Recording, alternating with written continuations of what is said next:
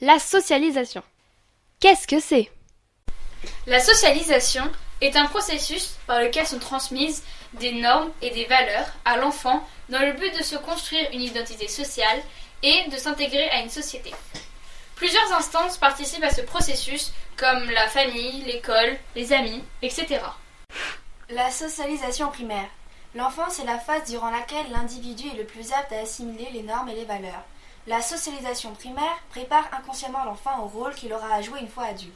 Celui-ci va donc apprendre à marcher, parler et à s'intégrer dans la société de son temps en observant et en reproduisant les comportements de son entourage. Les agents de cette socialisation sont les parents, l'école ainsi que le groupe de pairs. La socialisation est différenciée selon le genre de l'enfant et son milieu social. Ainsi, lorsque un bébé pleure, le garçon est décrit comme étant en colère, alors que la fille est décrite comme ayant peur. Au passage à l'âge adulte, s'ajoutent de nouveaux agents de socialisation, tels que le travail, les médias, la loi, etc. C'est la socialisation secondaire. L'individu acquiert donc des rôles sociaux et des savoirs professionnels. De nombreuses instances ont leur rôle à jouer dans la socialisation. Parmi elles, l'école, la famille, les médias, les amis. Cependant, deux sont essentiels. La famille occupe une place privilégiée dans l'apprentissage des normes et des valeurs.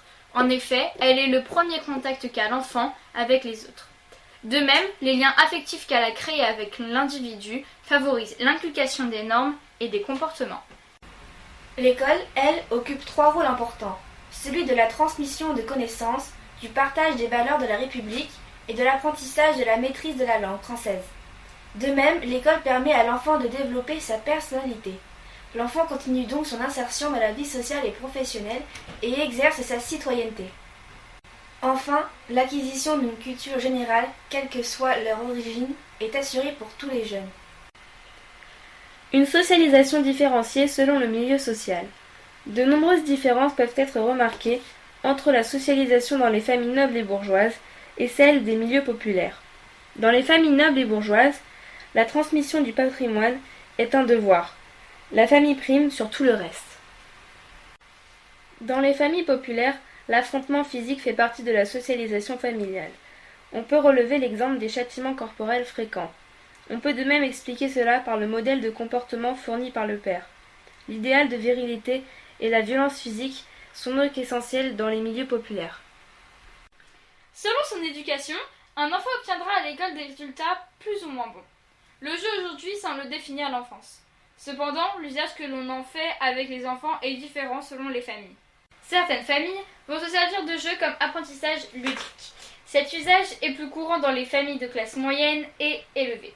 Ainsi, plus tard, on observe un plus grand nombre de hauts diplômés dans ces milieux sociaux.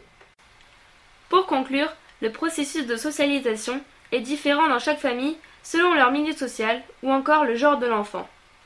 Ainsi, chaque enfant imprègne des normes et des valeurs plus ou moins différentes qui vont par la suite être enrichies de par son expérience future.